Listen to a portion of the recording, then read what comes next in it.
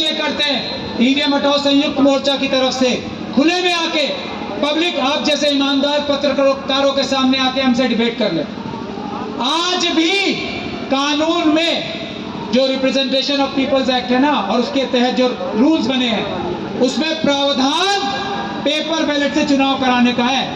पहला प्रावधान ईवीएम से चुनाव कराने का नहीं है। पहला प्रावधान पेपर बैलेट से चुनाव कराने का है, कागज के बैलेट से चुनाव कराने का है। ये मैं चैलेंज कर रहा हूं, अभी तक सामने नहीं आया वो। और ईवीएम से चुनाव तब होता है जब पेपर बैलेट से कोई चुनाव चोर ना कराना चाहे। ये कानून का प्रावधान मैं बता रहा हूं। अगर हमारे देश की सरकार, जो मोदी जी की सरकार अपने आप को बताती है, उसमें हिम्मत है तो आके हमसे डिबेट कर ले। हम जो पार्लियामेंट के पास हुए कानून है उसमें से दिखाएंगे कि चुनाव आज भी भारत देश का कानून ये है, ईवीएम से नहीं पेपर बैलेट से होना चाहिए। अगर ईवीएम उपलब्ध नहीं है किसी वजह से भी, पेपर बैलेट उपलब्ध नहीं है तो ऑल्टरनेटिव यानी कि उसकी जगह पे, पेपर बैलेट की जगह पे ईवीएम से भी चुनाव कराए जा सकते हैं। यह है भारत देश का कानून आज की तारीख तक। तो ये देश के साथ जो फ्रॉड कर रहे हैं ना कि हमें कानून बदलना पड़ेगा, हमें ये पार्लियामेंट जाना पड़ेगा, उसमें टाइम लगेगा, ये भी सब चोरी है, फ्रॉड है। आप इस धोखे में ना आए। हमारा ये चैलेंज हमने कर रखा है। अभी मैं इतनी बात करके बात समाप्त करता हूं। आपके सबके जज्बे को सलाम कि आप यहाँ बारिश में भी ठंड में भी खड़े हो, डटे हो, इससे हमारा ये हौसला और बढ़ गया। हम आपने जो जिम्मेदारी लगाई है ना, हमारे मालिकों ने, देश की जनता ने, उसके लिए जान दे देंगे, लेकिन चुनाव पेपर बैलेट से ही होगा, ईवीएम से नहीं होने देंगे। जय भीम, जय भारत, जय संविधान। अस्सलाम वालेकुम। ईवीएम हटाओ, देश बचाओ।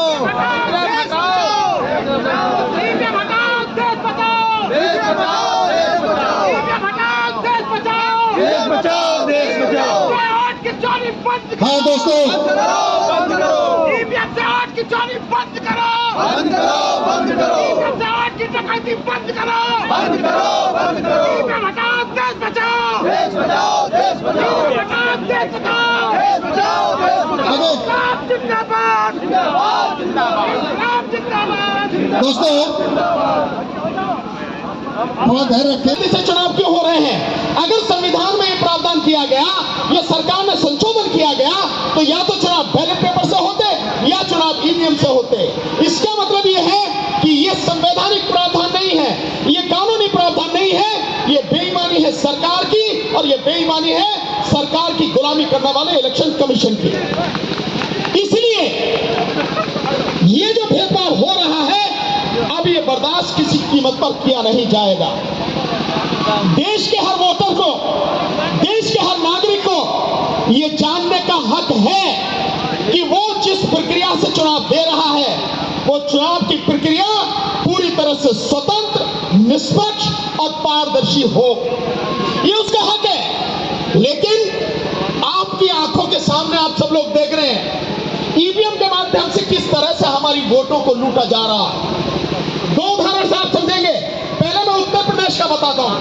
आपने, हम सब ने देखा, मैं पूरे चुनाव प्रचार में शामिल था माननीय अखिलेश यादव जी के साथ, और मैंने पूरे उत्तर प्रदेश में देखा कि लोगों को बिना बुलाए जहां भी उन्हें लगता था, जहां भी पता लगता था यहां मीटिंग है, लोगों का हुजूम इकट्ठा होता था।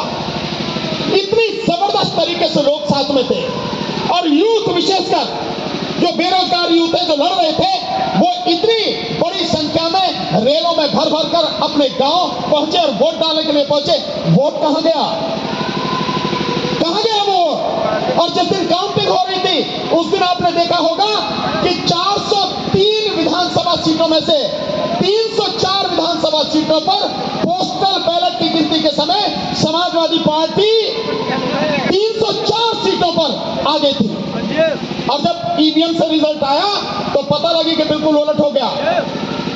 समाजवादी पार्टी 121 सीटों पर सिमट गई, और बीजेपी, जिसका अता पता भी नहीं था, जो केवल 90 सीटों पर थी, वो सरकार बना लेती है 250 से ज्यादा सीटें लेकर। तो क्या ये ईवीएम की बेईमानी नहीं थी? बताइए, आप सब लोग चुप कैसे हैं? क्या ईवीएम की बेईमानी नहीं थी? थी ईवीएम की बेईमानी। हाथ उठाकर बताइए, ईवीएम की बेईमानी थी? मीडिया वाले साथियों ने सब कवर करना है इसको पूरी तरह से। दूसरा साथियों, अभी 5 राज्यों में चुनाव हुए।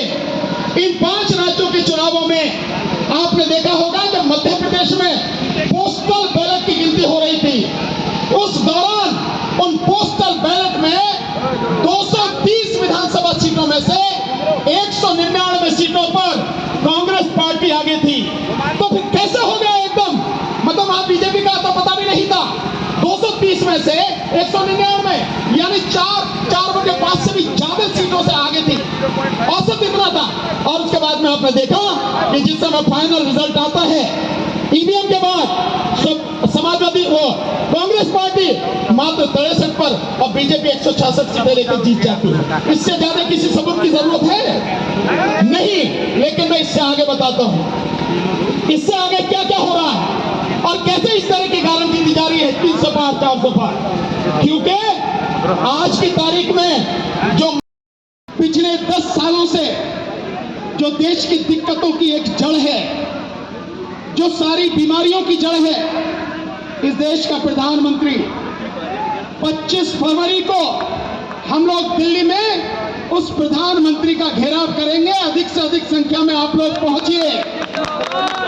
प्रधानमंत्री का घेराव 25 फरवरी को होगा दिल्ली में।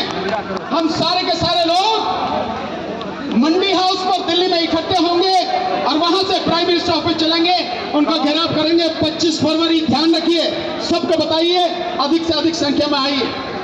और अब जितने भी साथी जो आए हैं, जो साथी यहाँ पर, कुछ ऐसे साथी हैं जो चाहते हैं कि मीटिंग यहाँ के अलावा कहीं और भी हो, जैसे पूर्वांचल के साथी हैं, अलग अलग जैसे कानपुर के हमारे साथी हैं। सो हम लोग अभी यही हैं, उन साथियों से बात करते हैं, फिर उसके बाद में हम लोग अपने गंतव्य के लिए जाएंगे। जी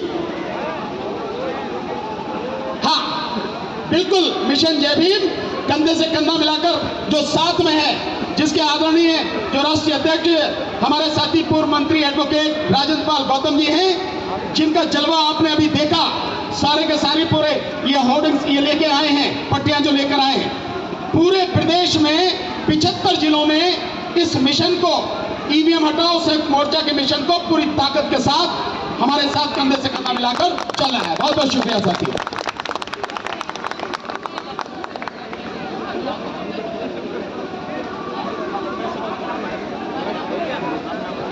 अच्छा, देखिए, बहुत खुशी की बात है कि कांग्रेस से जुड़े हुए जो साथी हैं, पदाधिकारी आप देख रहे हैं, महिला मोर्चा ये संभालने के लिए तैयार हैं। एक बार जरा मजबूती से तालियां। बेशक कांग्रेस पार्टी के लीडर नहीं भैया, कांग्रेस पार्टी के वर्कर तो हमारे साथ में ही हैं। बहुत बहुत शुक्रिया, थैंक यू। के जरिए ही सरकार सत्ता में इस समय बनी हुई है।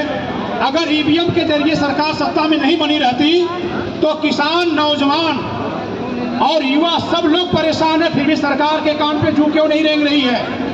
यह सरकार इतनी तानाशाही हो गई है कि यह किसी की भी बात को नहीं सुन रही है। ऐसा तभी संभव है जब सरकार वोट से नहीं बन रही हो। इसलिए हमको अगर समझ में आता है कि ईवीएम में खराबी है तो भी ठीक। अधिवक्ता श्रीला मिश्रा कांग्रेस, जो भी भाई और बहन हमसे जुड़ना चाहे डायरेक्ट संपर्क करिए और जुड़िए। उन्होंने डायरेक्ट भानु सर से जुड़े हुए हैं। और सीनियर अधिवक्ता दिल्ली से लखनऊ आ गए भानु प्रताप सिंह, जो ईवीएम को लेकर लगातार संघर्ष कर रहे हैं कि ईवीएम जो है वो हटना चाहिए। देश के अंदर ईवीएम जो है वो ना। एक नंबर मेरा भी नोट कर लीजिए, सुनीता रावत 9450 आप देख रहे हैं भारत बंचकों की आवाज आपके सामने हूँ, राम बाबू 5047। हर घर तक की लड़ाई पहुंचाई जाएगी। और मुझे कहने में कोई झिझक नहीं है, यहाँ से गाँव कुछ तक पहुंच माइक चुके मिल हैं। रहे हैं। लखनऊ में ये पहली मीटिंग है। आप बताइए, ईवीएम के सिलसिले में ऐसे प्रबुद्ध लोग न केवल लखनऊ के बल्कि आसपास के जिलों से भी आए हैं और अलग अलग समाज के लोग आए हैं, हर समाज के व्यक्ति यहाँ पे है, जिसके पास पॉलिटिकल माइक पार्टियों के लोग यहाँ पर गलती से चले गए हो, हैं। आपने देखा नहीं वो मंच को वापस देखा कर दो। इनके यहाँ आने का और इतना खराब मौसम अरे खास तौर बारिश से के होते हुए मैं देखो अब मैं भीग रहा हूँ पूरा, जो उस समय भी हमारे ये सारे के मीडिया सारे यहाँ पर पर्सन इकट्ठा गलती से गए हैं, जमे हुए हैं, लगातार इस आपसे अनुरोध है। समझ रहे हैं और इसके साथ देखिए, जुड़े हो रहे हैं। किसी यही इस से बात का सबूत है कि आंदोलन हो सकता है जगह वैसे की चीज ना हो, और अभी आपने देखा ये मौलिक अधिकार पार्टी के साथी हमारे जो वो है उपाध्यक्ष है, वो अभी हमें सपोर्ट करना है मिस्टर शास्त्री, उसके जो प्लीज किसी के पास माइक है तो वापस करें। महिला मोर्चे की जिम्मेदारी संभालने वाली कांग्रेस की जो है जो वर्कर हैं वो महिला मोर्चा की जिम्मेदारी संभालने के लिए तैयार हैं। इसके अलावा यहाँ देखिए भिन्न भिन्न संगठनों के लोग हैं, मिशन जय भीम के साथी हैं, सत्ता सैनिक दल के साथी हैं, किसान मजदूर संगठन के लोग हैं, यहाँ पे ओल्ड पेंशन वाले साथी हैं, बस्ती वाले जो हैं ये सारे साथी हैं, अलग अलग संगठनों के लोग हैं। और इस बार मैं इसीलिए बार बार कह रहा हूँ कि सरकार पहले ही होश में आ जाए तो बेहतर।